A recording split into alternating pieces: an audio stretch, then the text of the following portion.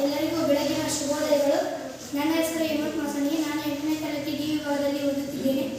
ಇಂದಿನ ದಿವಸ ನಾವು ಹುಲಿಗೆರೆ ಸೋಮನಾಥ ಕವಿ ಬರೆದಿರುವಂತಹ ಸೋಮೇಶ್ವರ ಶತಕ ಎಂಬ ಪದ್ಯಕ್ಕೆ ವಿದ್ಯಾರ್ಥಿಗಳ ಚಟುವಟಿಕೆಯಿಂದ ಸೆಮಿನಾರ್ ಅನ್ನು ನೆರವೇರಿಸಿಕೊಡುತ್ತಿದ್ದೇವೆ. ಮೊದಲನೇದಾಗಿ ನಾನು ಈ ಪದ್ಯವು ಶತಕ ಎಂಬ ಸಾಹಿತ್ಯದಲ್ಲಿ ಒಳಗೊಂಡಿದೆ, ಹಾಗಾಗಿ ಶತಕದ ಬಗ್ಗೆ ತಿಳಿಸಿಕೊಡುತ್ತಿದ್ದೇನೆ. ನಮ್ಮ ಕನ್ನಡ ಭಾಷೆ ಮತ್ತು ಸಾಹಿತ್ಯಕ್ಕೆ ಸರಿಸುಮಾರು 2000 ವರ್ಷಗಳ ಇತಿಹಾಸವಿದೆ. ಇಂತಹ ಕನ್ನಡವು ಹಳೆಗನ್ನಡ, ನಡುಗನ್ನಡ, ಹೊಸಗನ್ನಡ ಎಂಬ 3 ಕಾಲಘಟ್ಟಗಳಲ್ಲಿ ಬೆಳೆದು ಬಂದಿದೆ. ಕನ್ನಡವು ಚಂಪು, ವಚನ, ಷಟ್ಪದಿ, ರಗಳೆ, ಸಾಂಗತ್ಯ, ದ್ವಿಪದಿ ಮುಂತಾದ ಸಾಹಿತ್ಯ ಪ್ರಕಾರದಲ್ಲಿ ಬೆಳೆದು ಬಂದಿದೆ. ಶತಕ ಸಾಹಿತ್ಯವು ಒಂದು.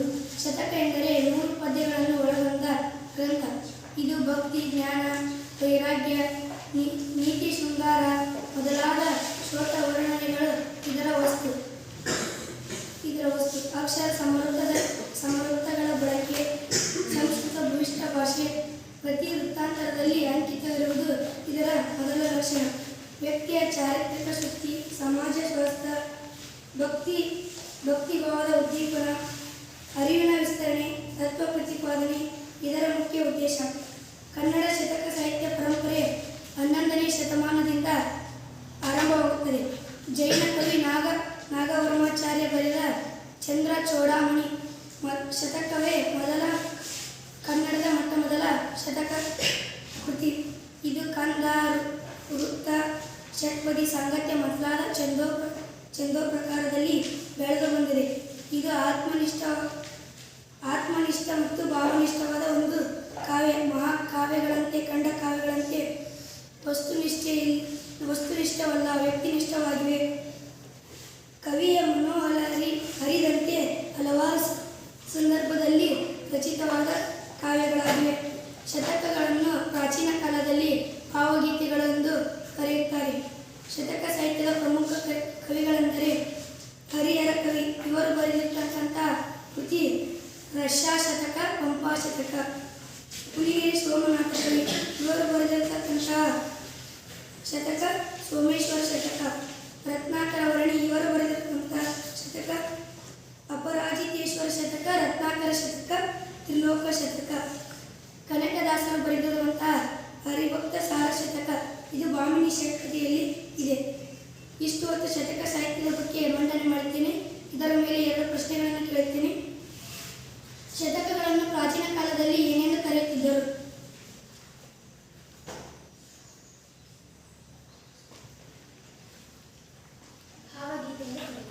ಸರಿಯಾದ ಉತ್ತರ.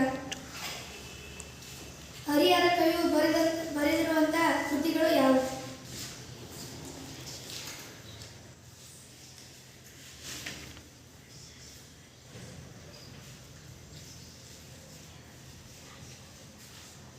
ಸರಿ.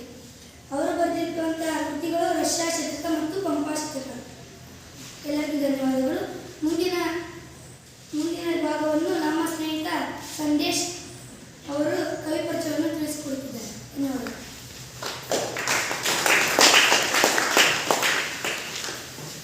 ನನ್ನ ಪ್ರೀತಿಯ ಸಹೋದರ ಸಹೋದರಿಯರೇ, ಎಲ್ಲರಿಗೂ ಬೆಳಗಿನ ಶುಭೋದಯಗಳು. ನನ್ನ ಹೆಸರು ಸಂದೇಶ್. ನಾನು 8ನೇ ತರಗತಿ ಡಿ ವಿಭಾಗದಲ್ಲಿ ಓದುತ್ತಿದ್ದೇನೆ. ಇಂದು ಸೋಮೇಶ್ವರ ಶತಕವನ್ನು ಬರೆದಿರುವಂತಹ ಹುಲಿಗೆರೆ ಸೋಮನಾಥ ಇವರ ಪರಿಚಯವನ್ನು ಮಾಡಿಕೊಡುತ್ತೇನೆ. ಹುಲಿಗೆರೆ ಸೋಮನಾಥ ಸಾಮಾನ್ಯ ಶಕೆ ಸುಮಾರು 1299ರಲ್ಲಿ ಧಾರವಾಡ ಜಿಲ್ಲೆಯ ಶಿರಹಟ್ಟಿ ತಾಲೂಕಿನ ಹುಲಿಗೆರೆಯವರು. ಇಂದು ಧಾರವಾಡ ಜಿಲ್ಲೆಯು ಬೇರ್ಪಟ್ಟು ಗದಗ ಜಿಲ್ಲೆಯ ಲಕ್ಷ್ಮೀಶ್ವರ ಎಂದೇ ಹುಲಿಗೆರೆಯು ಪ್ರಸಿದ್ಧವಾಗಿದೆ. ಹುಲಿಗೆರೆ ಸೋಮನಾಥನೆಂದೇ ಇವರು ಪ್ರಸಿದ್ಧಿ. ಕನ್ನಡ, ಸಂಸ್ಕೃತ ಭಾಷಾ ಪಂಡಿತನಾದ ಇವರ ಅಂಕಿತ ನಾಮವು ಹರಹರ ಶ್ರೀಚನ್ನ ಸೋಮೇಶ್ವರ. ಇವರು ಕನ್ನಡ ರತ್ನಕರಂಡಕ ಕಾವ್ಯವನ್ನು ಚಂಪುವಿನಲ್ಲಿಯೂ ಹಾಗೂ ಸೋಮೇಶ್ವರ ಶತಕವನ್ನು ವೃತ್ತ ಛಂದಸ್ಸಿನಲ್ಲಿಯೂ ರಚಿಸಿದ್ದಾರೆ. ಪ್ರಕೃತ ಚೌಪದಿಗಳನ್ನು ಕನ್ನಡ ಸಾಹಿತ್ಯ ಪರಿಷತ್ತು ಸಂಪಾದಿಸಿರುವ ಸೋಮೇಶ್ವರ ಶತಕ ಎಂಬ ಕೃತಿಯಿಂದ ಈ ಪದ್ಯವನ್ನು ಆರಿಸಿಕೊಂಡಿದ್ದಾರೆ. ಇದು ಹುಲಿಗೆರೆ ಸೋಮನಾಥ ಅವರ ಪರಿಚಯ. ಇದಕ್ಕೆ ಸಂಬಂಧಪಟ್ಟಂತೆ 2 ಪ್ರಶ್ನೆ ಪ್ರಶ್ನೆಗಳನ್ನು ಕೇಳುತ್ತೇನೆ. ಹುಲಿಗೆರೆ ಸೋಮನಾಥ ಅವರು ಯಾವಾಗ ಮತ್ತು ಎಂದು ಜನಿಸಿದರು?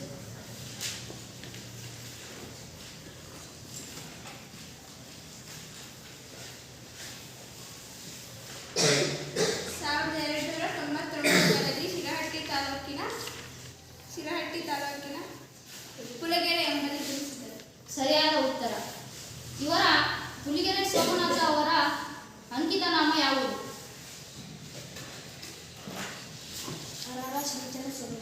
ಸರಿಯಾದ ಉತ್ತರ. ಇಷ್ಟನ್ನೆಲ್ಲ ಮಂಡನೆ ಮಾಡುವುದಕ್ಕೆ ಅವಕಾಶ ಮಾಡಿಕೊಟ್ಟ ತಮ್ಮೆಲ್ಲರಿಗೂ ಧನ್ಯವಾದಗಳು. ಸಹೋದರ ಸಹೋದರಿಯರೇ, ಎಲ್ಲರಿಗೂ ಬೆಳಗಿನ ಶುಭೋದಯಗಳು.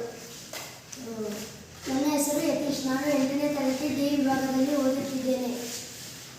ನಾನು ಈ ದಿನ ನಿಮಗೆ ಹುಲಿಗೆರೆ ಸೋಮನಾಥ ಅವರು ಬರೆದಿರುವ ಸೋಮೇಶ್ವರ ಶತಕ ಎಂಬ ಪದ್ಯ 1ನೇ ನುಡಿಯ ವ್ಯಾಕರಣಾಂಶ ಮತ್ತು ಸಾರಾಂಶವನ್ನು ತಿಳಿಸಿಕೊಡಲು ಬಂದಿದ್ದೇನೆ.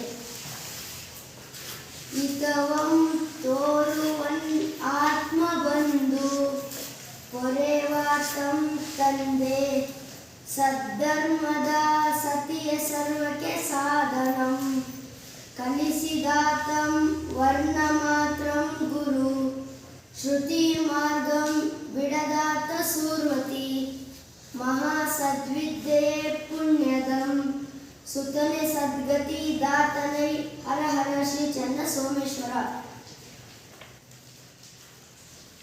ಈ ನುಡಿಯಲ್ಲಿ ಬರುವ ವ್ಯಾಕರಣಾಂಶಗಳು.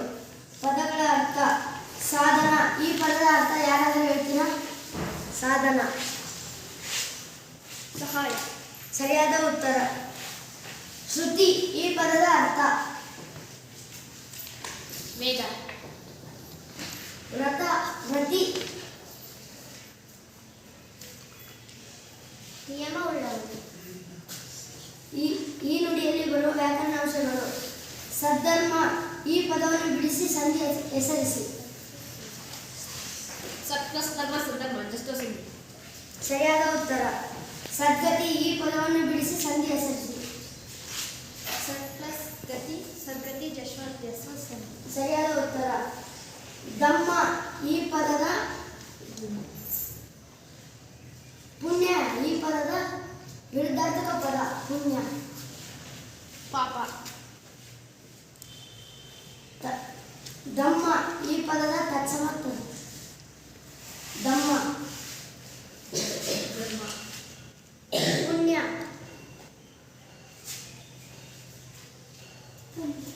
ಪುಣ್ಯ. ಸರಿಯಾದ ಉತ್ತರ. ಈ ನುಡಿ ನಮಗೇನು ತಿಳಿಸಿಕೊಡುತ್ತೆಂದರೆ ತಂದೆ, ತಾಯಿ, ಮಗ, ಪತ್ನಿ, ಗುರುಗಳ ಜವಾಬ್ದಾರಿಗಳನ್ನು ತಿಳಿಸಿಕೊಡುತ್ತದೆ. ಹಿತವಂ ತೋರುವನ್ ಆತ್ಮ ಬಂಧು. ಈ ಪದದ ಅರ್ಥ ಏನೆಂದರೆ ಯಾರು ನಮಗೆ ಒಳ್ಳೆಯದನ್ನು ಬಯಸುವವರೋ ಅವರೇ ಆತ್ಮಬಂಧು. ಹೊರೆವಾತಂ ತಂದೆ. ತನ್ನನ್ನು ಸಾಕಿ ಸಲುಹಿ ಕಾಪಾಡುವವರೇ ತಂದೆ. ಸದ್ಧರ್ಮದ ಸತಿಯೇ ಸರ್ವಕ್ಕೆ ಸಾಧನಂ. ಧರ್ಮ ಮಾರ್ಗದಿಂದ ನಡೆದುಕೊಂಡು ಹೋಗುವ ಹೆಂಡತಿಯೇ ನಮ್ಮ ಎಲ್ಲ ಸುಖಕ್ಕೂ ಕಾರಣ. ಕಲಿಸಿದಾತಂ ವರ್ಣ ಮಾತ್ರಂ ಗುರು. ಒಂದಕ್ಷರವನ್ನು ಕಲಿಸುವವರೇ ಗುರು. ಶ್ರುತಿ ಮಾರ್ಗಂ ಬಿಡದಾತ ಸುರ್ವತಿ. ವೇದಗಳನ್ನು ಬಿಡದೆ ಪಠಿಸುತ್ತಾ ಪಾಲನೆ ಮಾಡುವವನೇ ಮುನಿ. ಮಹಾಸದ್ವಿದ್ಯೆಯೇ ಪುಣ್ಯದಂ. ಒಳ್ಳೆಯ ವಿದ್ಯೆಯೇ ಬ್ರಹ್ಮವಿದ್ಯೆ. ಪುಣ್ಯ ಸಂಪಾದನೆಯ ದಾರಿ. ಸುತನೆ ಸದ್ಗತಿ ದಾತನೈ. ಒಳ್ಳೆಯ ಮಗನೇ ಸದ್ಗತಿಯನ್ನು ತಂದುಕೊಡುತ್ತಾನೆ ಎಂದು ಸೋಮನಾಥ ಕವಿ ಹೇಳಿದ್ದಾರೆ. ಈ ನುಡಿ ಒಟ್ಟಾರೆಯಾಗಿ ತಂದೆ ತಾಯಿ ಮಗ, ಪತ್ನಿ, ಗುರುಗಳ ಜವಾಬ್ದಾರಿಯನ್ನು ತಿಳಿಸಿಕೊಟ್ಟಿತು. ಈ ನುಡಿಯ ಮೇಲೆ 2 ಪ್ರಶ್ನೆಗಳನ್ನು ಕೇಳುತ್ತೇನೆ. ನಿಜವಾದ ಬಂಧು ಯಾರು? ನಮಗೆ ಒಳ್ಳೆಯದನ್ನು ಬಯಸುವವನೇ ನಿಜವಾದ ಬಂಧು. ಸರಿಯಾದ ಉತ್ತರ. ನಮ್ಮನ್ನು ಸಾಕಿ ಸಲುವವರು ಯಾರು? ನಮ್ಮನ್ನು ಸಾಕಿ ಸಲುಹುವವರು ತಂದೆ. ಸರಿಯಾದ ಉತ್ತರ. ಧನ್ಯವಾದಗಳು. ದ್ವಿತೀಯ ಸಹೋದರಿಯರೇ, ಎಲ್ಲರಿಗೂ ಬೆಳಗಿನ ಶುಭೋದಯ. ನನ್ನ ಹೆಸರು ದಿಲೀಶ್. ನಾನು 8ನೇ ತರಗತಿ ಡಿ ವಿಭಾಗದಲ್ಲಿ ಓದುತ್ತಿದ್ದೇನೆ. ಇಂದು ನಾನು ಹುಲಿಗೆರೆ ಸೋಮನಾಥ ಕವಿ ಅವರು ಬರೆದಿರುವ ಸೋಮೇಶ್ವರ ಶತಕ ಪದ್ಯದ 2ನೇ ನುಡಿಯನ್ನು ತಿಳಿಸಿಕೊಡುತ್ತಿದ್ದೇನೆ. ಪ್ರಜೆಯಂ ಪಾಲಿಸ ಬಲ್ಲೊಡೆ ಆತನಂ ಅರಸಂ, ಕೈಯಾಸೆಯಂ ಮಾಡದಂ ನಿಜ ಮಂತ್ರೀಶ್ವರ, ತಂದೆ ತಾಯ ಸಲಹಲ್ ಬಲ್ಲಾತನೇ ಧಾರ್ಮಿಕಂ, ಭಜಕಂ ದೈವದ ಭಕ್ತಿಯುಳ್ಳೊಡೆ, ಭಟಂ ನಿರ್ಭೀತ ತಾನಾದವಂ, ದ್ವಿಜನ್ ಆಚಾರತೆಯುಳ್ಳವಂ, ಹರಹರ ಶ್ರೀ ಚನ್ನ ಸೋಮೇಶ್ವರ. ಇದರಲ್ಲಿ ಬರುವ ಪದಗಳ ಅರ್ಥ: ಕೈಯಾಸೆ, ಲಂಚ, ಸರಿಯಾದ ಉತ್ತರ. ಭಜಕ ಪದದ ಅರ್ಥ ಪೂಜಿಸುವವರು, ಸರಿಯಾದ ಉತ್ತರ. ಭಟ ಪದದ ಸೈನಿಕ, ಸರಿಯಾದ ಉತ್ತರ. ದ್ವಿಜ ಪದದ ಅರ್ಥ ಬ್ರಾಹ್ಮಣ, ಸರಿಯಾದ ಉತ್ತರ. ಇದರಲ್ಲಿ ಬರುವ ವ್ಯಾಕರಣಾಂಶಗಳು: ಮಂತ್ರೀಶ್ವರ ಪದವನ್ನು ಬಿಡಿಸಿ ಸಂಧಿಗೆ ಹೆಸರಿಸಿ. ಮಂತ್ರಿ ಪ್ಲೇಸ್ ಈಶ್ವರ ಸವರ್ಣದಿಂದ ಸಂಧಿ. ಸರಿಯಾದ ಉತ್ತರ. ಭಕ್ತಿಯುಳ್ಳಡೆ ಈ ಪದವನ್ನು ಬಿಡಿಸಿ ಸಂಧಿಗೆ ಹೆಸರಿಸಿ.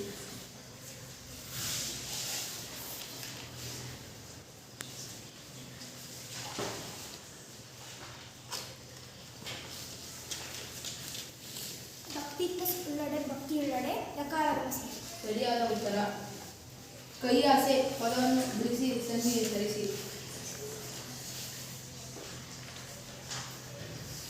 ಕೈ ಪ್ಲಸ್ ಆಸೆ ಕೈಯಾಸೆ ಯಕಾರಾಗಮಸಿ. ಸರಿಯಾದ ಉತ್ತರ. ಇದರಲ್ಲಿ ಬರುವ ಸಮಾಸ: ತಂದೆ ತಾಯಿ ಈ ಪದವನ್ನು ಬಿಡಿಸಿ ಸಮಾಸ ಹೆಸರಿಸಿ.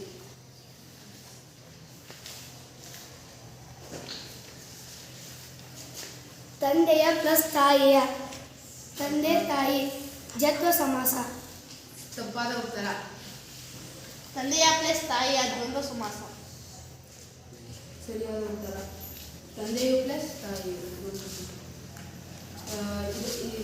ಈ ನುಡಿಯು ಏನನ್ನು ತಿಳಿಸಿಕೊಡುತ್ತೆ ಎಂದರೆ ದ್ವಿಜ, ರಾಜ, ಮಂತ್ರಿ, ಭಟ ಮೊದಲಾದ ಕರ್ತವ್ಯಗಳನ್ನು ತಿಳಿಸಿಕೊಡುತ್ತದೆ. ಪ್ರಜೆಯಂ ಪಾಲಿಸಬಲ್ಲಡೆ ಆತನಂ ಅರಸಂ, ಪ್ರಜೆಗಳನ್ನು ಚೆನ್ನಾಗಿ ರಕ್ಷಿಸಬಲ್ಲವನೇ ದೊರೆ. ಕೈಯಾಸೆಯ ಮಾಡದ ನಿಜ ಮಂತ್ರೀಶ್ವರ, ಲಂಚ ಆಮಿಷಗಳನ್ನು ಬಯಸದವನೇ ನಿಜವಾದ ಒಳ್ಳೆಯ ಮಂತ್ರಿ. ತಂದೆ ತಾಯ ಸಲಹಲ್ ಬಲ್ಲಾತನೇ ಧಾರ್ಮಿಕಂ, ತಂದೆ ತಾಯಿಗಳನ್ನು ಕರ್ತವ್ಯ ಬಯಸುವವನೇ ನಿಜ, ತಂದೆ ತಾಯಿಯನ್ನು ಸಲಹಬಲ್ಲವನೇ ಧರ್ಮವಂತ. ಭಜಕಂ ದೈವದ ಭಕ್ತಿಯುಳ್ಳಡೆ, ದೇವರನ್ನು ಭಕ್ತಿಯಿಂದ ಪೂಜಿಸುವವನೇ ನಿಜವಾದ ಒಳ್ಳೆಯ ಭಕ್ತ.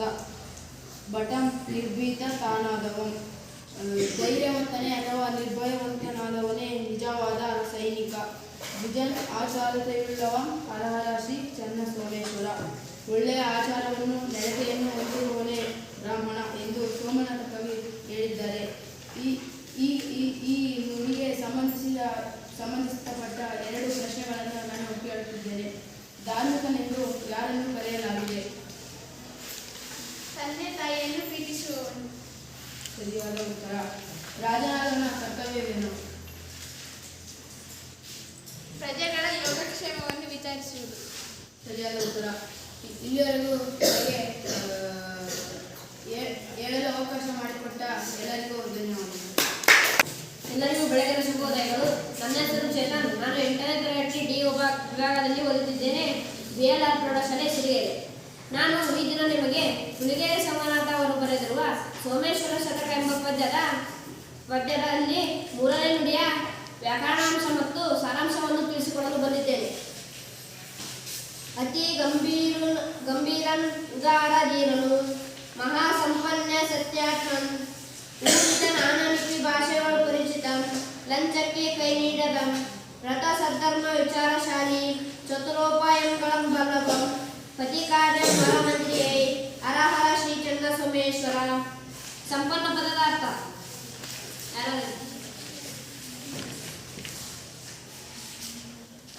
ಗುಣಶಾಲಿ. ಸರಿಯಾದ ಉತ್ತರ. ಊರ್ಜಿತ ಪದದ ಅರ್ಥ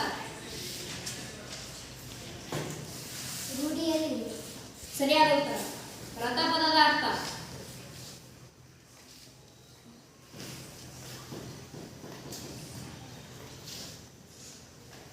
ನಿಯಮವುಳ್ಳವನು. ಸರಿಯಾದ ಉತ್ತರ.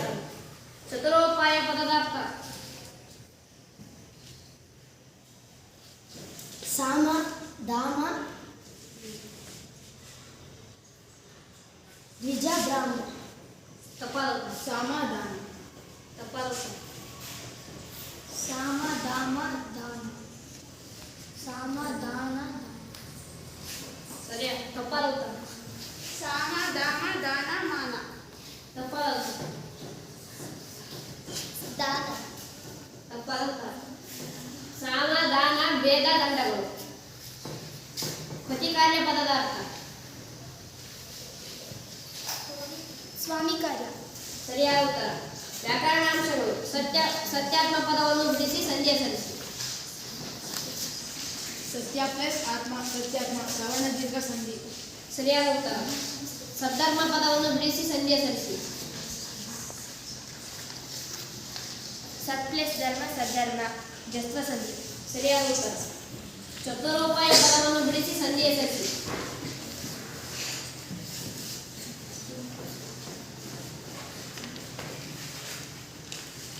ಚತುರ ಪ್ಲಸ್ ಉಪಾಯ ಚತುರೋಪಾಯ ಗುಣಸಂಧಿ. ಪತಿ ಕಾರ್ಯ ಪದವನ್ನು ಬಿಡಿಸಿ ಸಂಧಿ ಸಮಾಸ ಸಲ್ಲಿಸಿ.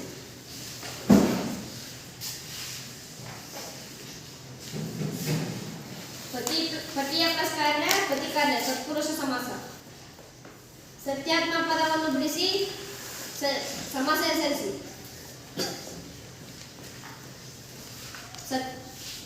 ಸತ್ಯ ಪ್ಲಸ್ ಆತ್ಮ ಸತ್ಯಾತ್ಮ ಯಥಾನ ಸಮಾಸ. ತಪ್ಪಾಗುವುದು. ಸತ್ಯದ ಪ್ಲಸ್ ಆತ್ಮ ಸತ್ಯಾತ್ಮ ತತ್ಪುರುಷ ಸಮಾಸ. ಈ ನುಡಿ ನಮಗೆ ಮಂತ್ರಿಯ ಕರ್ತವ್ಯಗಳ ಬಗ್ಗೆ ತಿಳಿಸಿಕೊಡುತ್ತದೆ. ಅತಿ ಗಂಭೀರನಾದ ಹಿರಿಯನು ಮಹಾಸಂಪನ್ನ ಸತ್ಯಾತ್ಮನು. ಅಂದರೆ ಒಬ್ಬ ಒಳ್ಳೆಯ ಮಂತ್ರಿ ಅತಿ ಗಂಭೀರನಾಗಿ ಉದಾರಿಯಾಗಿ ಧಾರಾಳತನದಿಂದ ಧೈರ್ಯಶಾಲಿಯೂ ಆಗಿ ಗುಣಶಾಲಿಯಾಗಿಯೂ ಸತ್ಯಸಂಧನಾಗಿರಬೇಕು. ಊರ್ಜಿತ ಭಾಷೆಗಳು ಲಂಚಕ್ಕೆ ಕೈ ಹಿಡಿದನು. ಅಂದರೆ ಒಬ್ಬ ಮಂತ್ರಿ ಅನೇಕ ಭಾಷೆಗಳನ್ನು ಲಿಪಿಗಳನ್ನು ಕಲಿತವನಾಗಿರಬೇಕು. ಲಂಚಕ್ಕೆ ಆಸೆ ಪಡೆದವನಾಗಿರಬಾರದು. ರಥ ಸದ್ಧರ್ಮ ವಿಚಾರಶಾಲಿ ಚತುರೋಪಾಯಗಳನ್ನು ಬಲ್ಲವನು. ಅಂದರೆ ಒಬ್ಬ ಮಂತ್ರಿ ನಿಯಮವುಳ್ಳವನಾಗಿರಬೇಕು. ಧರ್ಮದ ವಿಚಾರಗಳನ್ನು ತಿಳಿದವನಾಗಿರಬೇಕು. ಸಾಮ ದಾನ ಭೇದ ಎಂಬ 4 ಉಪಾಯಗಳನ್ನು ತಿಳಿದವನಾಗಿರಬೇಕು. ಪತಿ ಕಾರ್ಯ ವರ ಮಂತ್ರಿಯೇ ಹರಹರ ಶ್ರೀ ಚನ್ನ ಸೋಮೇಶ್ವರ. ಸ್ವಾಮಿ ಕಾರ್ಯದಲ್ಲಿ ಆಸಕ್ತಿ ಇರುವವನೇ ಒಬ್ಬ ನಿಜವಾದ ಮಂತ್ರಿ ಎಂದು ಸೋಮನಾಥ ಕವಿ ಹೇಳಿದ್ದಾರೆ. ಒಟ್ಟಾರೆಯಾಗಿ ಈ ನುಡಿ ನಮಗೆ ಸ್ವಾಮಿಯ ಮಂತ್ರಿಯ ಕರ್ತವ್ಯಗಳು ಏನೆಂದು ತಿಳಿಸಿಕೊಡುತ್ತದೆ. ಈ ನುಡಿಯ ಮೇಲೆ ನಿಮಗೆ ನಾನು ಒಂದೆರಡು ಪ್ರಶ್ನೆಗಳನ್ನು ಕೇಳುತ್ತೇನೆ. ಒಬ್ಬ ಒಳ್ಳೆಯ ಮಂತ್ರಿಯಲ್ಲಿ ಇರಬೇಕಾದ ಅರ್ಹತೆಗಳು ಏನು?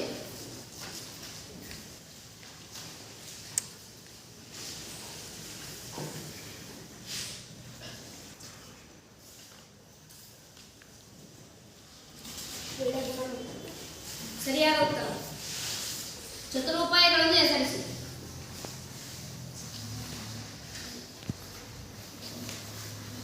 ಸಾಮಧಾನ ಭೇದ ದಂಡ. ಸರಿಯಾದ ಉತ್ತರ. ಇಷ್ಟು ಹೇಳಲು ಅವಕಾಶ ಮಾಡಿಕೊಟ್ಟ ತಮ್ಮೆಲ್ಲರಿಗೂ ಧನ್ಯವಾದಗಳು. ನನ್ನ ಪ್ರೀತಿಯ ಸಹೋದರ ಮತ್ತು ಸಹೋದರಿಯರೇ, ನನ್ನ ಹೆಸರು ಸಂಜಯ್ ಟಿ. ಎಲ್. ನಾನು 8ನೇ ತರಗತಿ ಡಿ ವಿಭಾಗದಲ್ಲಿ ಓದಿಸಿದ್ದೇನೆ. ನನ್ನ ಶಾಲೆ ಬಿಎನ್‌ನಲ್ಲಿ ಓದಿಸಿದ್ದೇನೆ. ನಾನು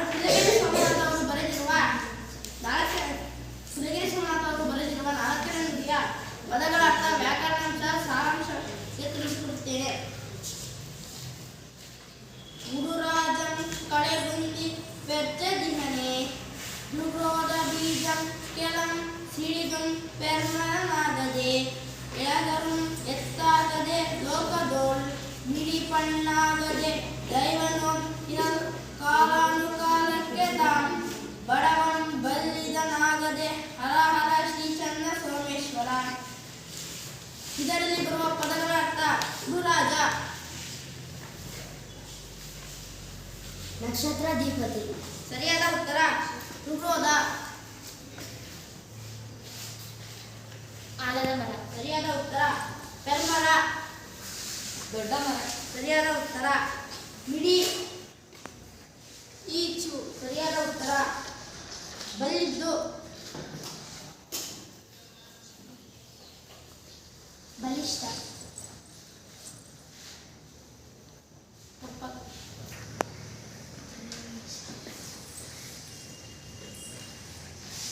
ಹಣವಂತ. ಸರಿಯಾದ ಉತ್ತರ. ಈ ನುಡಿಯಲ್ಲಿ ವ್ಯಾಕರಣಾಂಶಗಳು ಕಳೆ ಪ್ಲಸ್ ಕಳೆ ಬಂದು ಈ ಪದವನ್ನು ಬಿಡಿಸಿ ಸಂಧಿಗೆ ಸರಿಸಿ.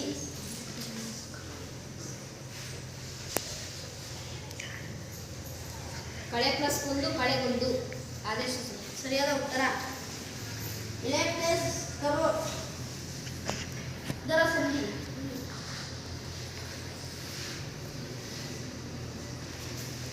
ಎಳೆ ಪ್ಲಸ್ ಕರು ಎಳೆಗರು ಆದೇಶ ಸಂಧಿ. ಪೆರ್ಮರ ಬಿಡಿಸಿ ಸಮಾಸ ಹೆಸರಿಸಿ. ಹಿಡಿದು ಪ್ಲಸ್ ಮರ ಪೆರ್ಮರ ಕರ್ಮಧಾರಯ ಸಮಾಸ. ಸರಿಯಾದ ಉತ್ತರ. ಬಣ್ಣಾಗದೆ ಇದನ್ನು ಬಿಡಿಸಿ ಸಂಧಿ ಹೆಸರಿಸಿ.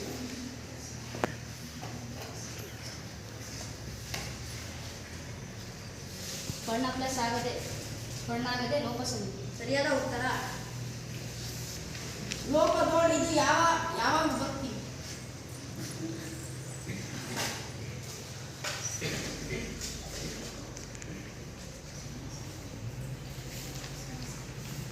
ಹಳೆಗನ್ನಡದ ಸಪ್ತಮಿ ವಿಭಕ್ತಿ. ಲೋಕ ಇದರ ತತ್ಸಮ ತದ್ಭವ. ಲೋಕ ಲೋಕ. ಸರಿಯಾದ ಉತ್ತರ.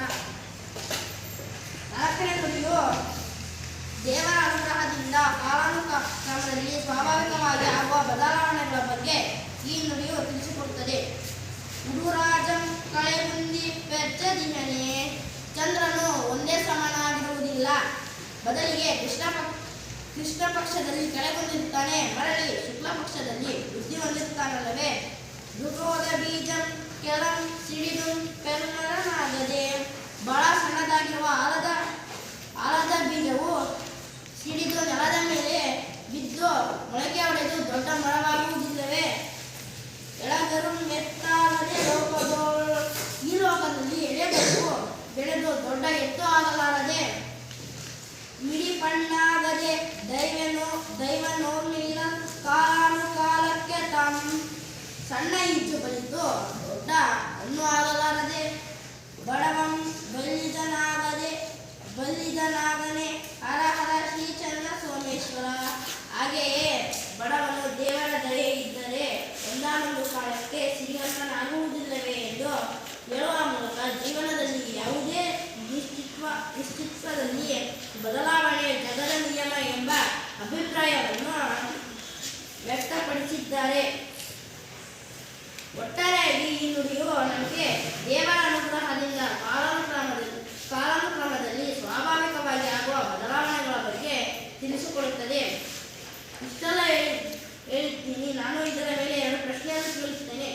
ಆಲದ ಮರದ ಬೀಜ ಸಿಡಿದು ಭೂಮಿಗೆ ಬಿದ್ದು ಏನಾಗುತ್ತದೆ? ಆಲದ ಮರದ ಬೀಜ ಸಿಡಿದು ದೊಡ್ಡ ಮರವಾಗುತ್ತದೆ. ಸರಿಯಾದ ಉತ್ತರ. ಹುಲಿಗೆರೆ ಸೋಮನಾಥನ ಅಂಕಿತ ನಾಮವೇನು?